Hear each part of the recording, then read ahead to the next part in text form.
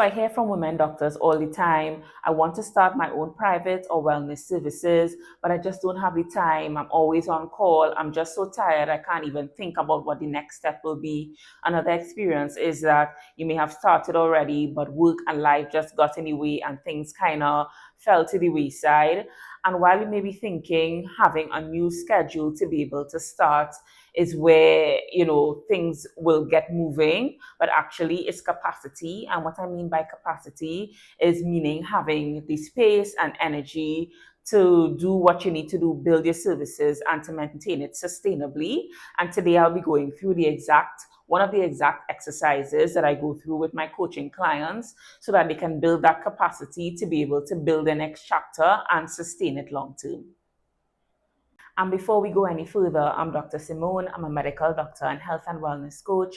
And I went from being a burnt out doctor to building a wellness centered practice for both myself and my patients and clients. And now I help women physicians launch their own private and or wellness services, sign their first clients within the first 90 days, and establish recurrent private income without risking their current income. So if that sounds anything like you, hit subscribe.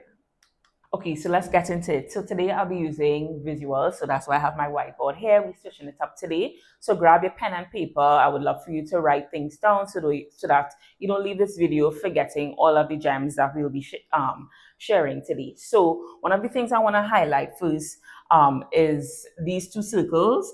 And I want to put current role. And this is your private services, right? And a lot of us, whether or not you want to go from your private role fully into your own private services, or you want to do both at the same time, there are some of us that want to do both, and nothing is wrong with that. Everyone, has to do or, have this different desires and what they want for their career. And so I meet people who want to go fully or some who want to do it both at the same time. So this doesn't matter whichever box you fit into, right? And so you're in your current role right now and you're looking to go over whether fully or, part-time into your private services, right? And one of the things that we do is that we jump from here to here. We start to talk about, all the business things, pricing, right? We start to talk about the clients. What else? We start to talk about social media, getting the business name, registering the business, right? And all of those things are important. But I think one of the biggest steps that we miss from from your current role to your private services to make all of these things possible is capacity. And as I said before in the beginning of the video, capacity is so important because all of these things can't happen or won't happen efficiently or sustainably if you don't have the space and the energy to do it. So if you're at the point where you may have started already, I see this happen already, you may have started, providing the service, or maybe you started the social media and things kind of fell to the wayside. You may have started for a few months and then things kind of, dwindled away because your job, calls, home life, right? All of those things got in the way. And so it prevented you from, fully going into the private services and then sustaining it. It's because you were missing this capacity piece here. And that's why in my work, this is the first step. This is the first step that we look at, because I think for doctors, especially because we're coming from spaces where, our wellness typically isn't the first thing on the list, right? We're all about being able, meeting KPIs and, making sure we see the adequate number of patients per day and all of those things. Our wellness isn't usually at the top of the list. And so when you're offering your own private services, you have the opportunity to put this first, because a healthy doctor can provide excellent care and services to their patients and or clients. And I think that's one thing that we totally disregard in the healthcare world. Healthy doctors will produce more, will provide the highest standard of care, and I think that's a piece that we're missing. And so that's why it's the one of the first things that I do when I work with doctors, because we don't want it to be that one, you recreate whatever it is happening here, you recreate that same environment, those same things in your own private services, and two, you want to be able to have your private services actually bring in the recurrent revenue, the recurrent income, to be able to create the lifestyle that you want. And so that if you're in that box where you want to move from your current role into private services, you're able to do that as well. Okay, so I hope you all can see that, but I will walk through it with you all. So now to this next part, this is the exercise that I'll be going through with you. And this is one of the exercises that I go through with doctors who work with me one-on-one to be able to start providing their own private and or wellness services. I think this is a very, very important and crucial step as you move into building, that next chapter, right? And so this is not about being productive and a productivity exercise, even though it can lead to productivity, but this is just awareness. And I think, as a coach and in doing this kind of work, awareness is always the first step in being able to start to make changes and seeing the results you want. Because if you don't know about a problem or an issue, then there's no way that you're going to figure out how to solve the problem, right? And so awareness is important. So this is a table, this is the capacity audit. And in the first column is the responsibility. And this is where you'll write all of the things that you do on a regular basis. So is it work, on call? What else people do? Maybe you're studying, maybe your home life. So maybe home, right? Childcare. What else you'll do? Maybe you're part of some extracurricular thing. Let me think of something. Maybe a part of um, um, charity. Let me just put charity work. Charity work. I don't know what else here, right? And this is just think of all of the things that you do on a regular basis. Let me try to bring this closer. Right. So all of the things that you do on a regular basis that take up your time and your energy, right? And next to this, you'll put the hours. And this doesn't have to be very specific. You can just kind of think about, an estimate of how many hours you spend doing these particular things. So for work, this is hours per week, right? Maybe for work, this is just your regular, daytime hours. So say you work 8 to 4, so yeah, 40 hours. So this may be different based on different people. I don't know all of the numbers, so it may be off, right? So let's just say 40, and then you spend another four. Okay, then maybe not a whole other 40. So maybe you spend another. So if you're on call, say 2 times for the week, right? And sometimes people may be on call for more than that. So if you're on call, I don't know, it can range from 8 to 16 hours. So let's just say you're on call for 8 hours. We being on the lower side of things, right? This number could be more. So you add an additional 16 hours here, right? For example, maybe you're studying now, you're in a course, whether it's virtual or in person, maybe you add another 8 hours. Okay, maybe not that much, maybe another 3 hours for the week, between your home things. When you get home, let's say, uh, 20 childcare, invest add another 20, and maybe you spend 1 hour a week with whatever extracurricular things that you're doing, right? Giving an example, right? We're just looking at what realistically. And then in the next column, we're looking at energy, right? And I think it's important to differentiate things that take a lot of energy, that's you spend a lot of time in doing, but it may not necessarily take the same amount of energy from you, or it may you spend a lot of time doing it and it takes a lot of energy, right? It's two different things. This is the amount of time that you spend doing it, but this is how you feel doing it or after, and that kind of thing, right? And this is a very subjective thing. So for some of us, you spend 40 plus hours in work, but work is really great. You love your coworkers. And so, your energy level after work may be 3, right? But for some of us, work really takes a lot out of you, and it's 10, right? And then on call, maybe for some of us, call may be great. It's not that, maybe the specialty in the call isn't that demanding or whatever. So, you may give it a 1. Or call the is not where it is for you, and it takes 10 out of your energy, right?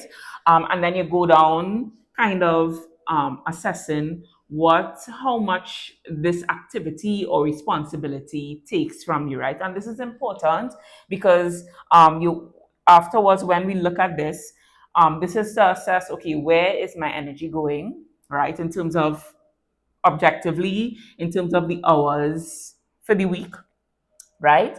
And then how does it make me feel in terms of my energy levels? Because from this, we want to be able, from this awareness, from looking at it in this way, we want to be able to determine, what things you can adjust, what things you can continue doing, what things you need to include more. All of those things kind of come into play as you start to put, energy and make space for the private services and all of the things that you're building.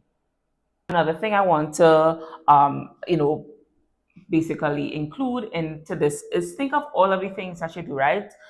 These could be very major things that you do, but if you spend time scrolling on social media, put it there as well, right?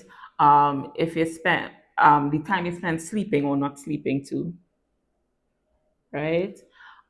Look at all the little things, because these things come in handy when we start to look at your day and where there's possibility. This awareness is a really good foundation for possibility, because you may be saying, "Oh, I really don't have the time to create content or to post on social media or to have a 1 hour session, or whatever the case is when it comes to the activities in terms of building a business." But then you realize, okay, when I really think about it, I spend 2 hours a day. 2 hours, okay, for the week. We're talking about the week. Oh my. That's it. Maybe when you spend 14 hours for the week. If you spend a couple hours a day, because sometimes your phones track that, right? Maybe you spend 14 hours a week on scrolling on your phone, right? And imagine what 14 hours could do, or even half of that, because I'm a person with about balance, right? And I don't feel like you need to say, well, I scroll for 14 hours on social media. I need to take all of that away to do what I need to do towards building my private services. If you take 7 out of this 14 hours that you scroll on social media, imagine what that could look like for the progress you can make. Or maybe you take half of this and you put it to sleep, something that will help you recover so that you're able to have the energy to put towards things, towards building your services. So this is what this exercise will do, kind of bring things to the forefront and kind of hold you accountable in terms of where your time and your energy is going and how it can help, you putting towards the things that you're building. So I have three reflection questions. So these are actually, I feel like I need to write a little bigger.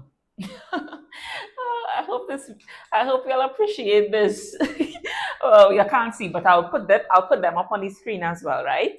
So these are three reflection questions. Once you go over that exercise, you draw up your table. You think about all the things, the activities you do, the hours you spend, the energy you put towards it, right? The next thing is to think about these things, right? So the first question is, where am I spending most of my energy? So it may look different for a lot of people, depending on what activities and responsibilities you do. For I feel like for this group of us, um, work will be where a lot of your time and energy is being spent. And so, you look at that and look at the other places as well. Don't forget the other things that also take up your time and energy, right? And the next activity, look at which activities or responsibilities are truly non-negotiable. So this is kind of looking honestly at what things you do on a weekly basis and really assess what are the things that you honestly, you have to do. You have no choice. It's part of being able to survive and all of the things. Differentiating the things that are required, the things that are expected of you, and the things that you choose to do, right? And look where the possibility is there. So, of course, you have your job, like you need to, take care of your expenses and all of those things. So that is would be, are required, right? And then maybe all of the extracurricular things under expected or chosen, and that's the areas where you may need to look at and see what things can be adjusted based on where you want to go and where you see yourself putting your time and energy moving forward as you create your private services, right? So look at the things that are truly non-negotiable that you're doing right now and assess whether they are truly non-negotiable. And then the third thing is, where am I using my time and energy unnecessarily?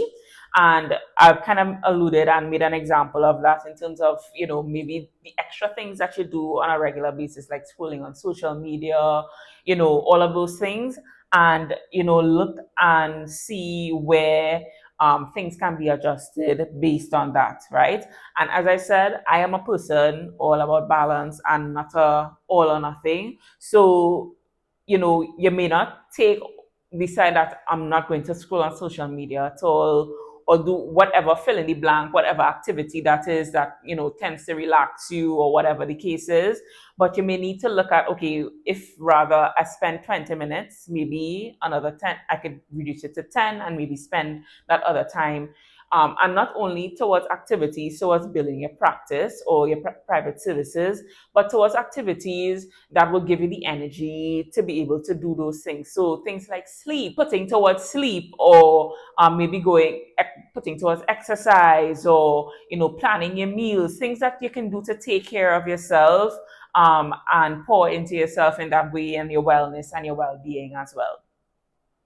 So the goal of all of this is not to magically add more time. You're not looking to add more time or wish you had, a few more hours in the day than you currently have. What it is, we're reclaiming time, and this is one of these. This is one of the exercises that we do to be able to do that. And the goal is to be able to look at what's happening now and be able to create that capacity and space, time, and energy to be able to put into your private services. And these things can happen even as you work full time, even as you pour into other areas of your life that are important to you as well. And that is exactly one of the first milestones, as I said, that I focus on in my support of doctors in my coaching program, Pivot to Private. So we look at what is currently happening in your life, in your schedule, create a wellness routine based on that so that you can have the energy and the time and the capacity to be able to put towards the new chapter that you're building. And one of the things we're able to do when we do this is to create at least 2 to 5 hours um, weekly of CEO time that you will be able to put towards building your private services. So you no longer feel like you have to sacrifice what is currently happening in your job and in your current role to be able to work towards what you're doing in your private services. Everything fits together nicely. With that 2 to 5 hours that you're able to sustain week after week, month after month, you can do your market research, post on social media, offer your services, whatever it is that you need to do based on the kinds of services and the wellness services that you want to provide. And if you want support to be able to create the capacity to start building your own private or wellness services without sacrificing your well being, the link to book an application call for my one on one coaching program is in the description box. And I hope this was helpful and see you in the next video. Bye.